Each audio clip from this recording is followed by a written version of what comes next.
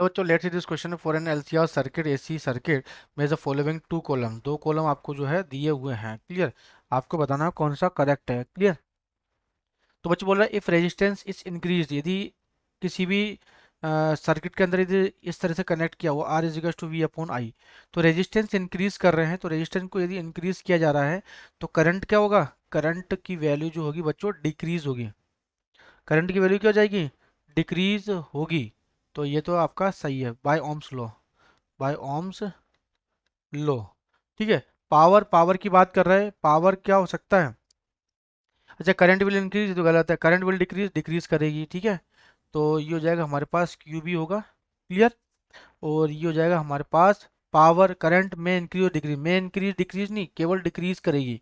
तो था पावर में डिक्रीज और इंक्रीज, पावर का जो है पावर भी डिक्रीज या इंक्रीज कर सकती है। मुझे पता पी इज इक्वल टू होता है वी स्क्वायर बाय आर।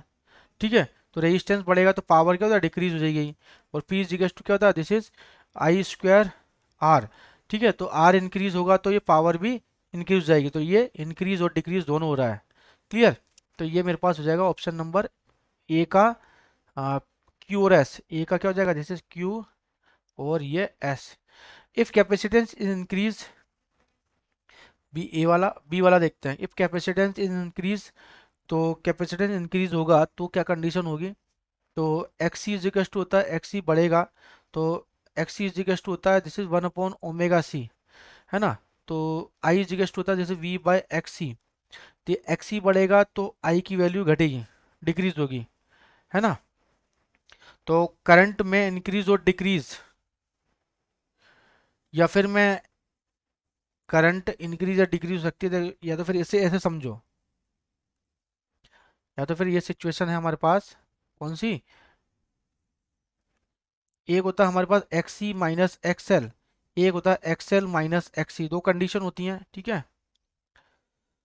यदि एक्सी की वैल्यू इंक्रीज हो रही है तो ये होता है हमारे पास I is equal to V by Z, Z है ना।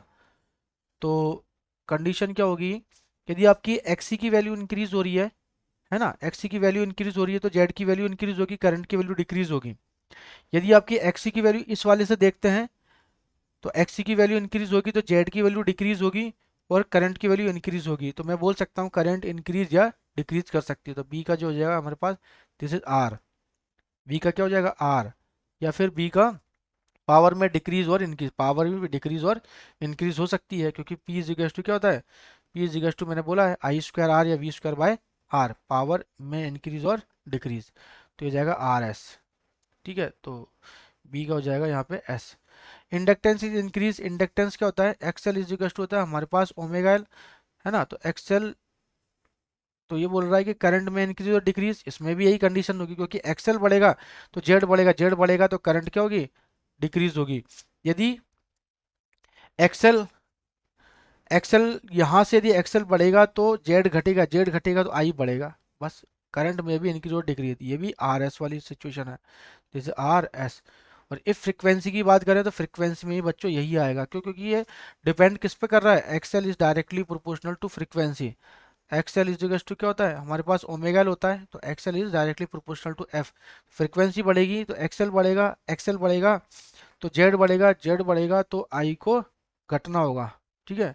आई घटेगा तो इससे ही दोनों सिचुएशन हमारे पास बन जाएगी। तो इसके लिए भी क्या हो जाएगा? जैसे आर एंड एस, तो दिस इज आर एस। तो this is over final answer. Best of luck बच्चों।